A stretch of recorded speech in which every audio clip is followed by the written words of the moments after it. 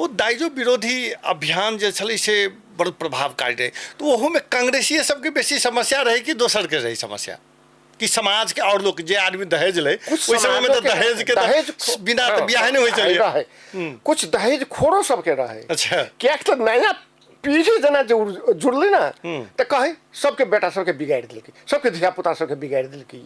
एहने हमरा सुना पड़ल है, हमरे मोहल्ला के कुछ आदमी सब धिया पुता के बिगाड़ रहल है।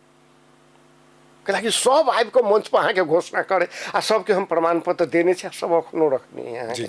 यहाँ तक कि लड़का लड़की सब अबे।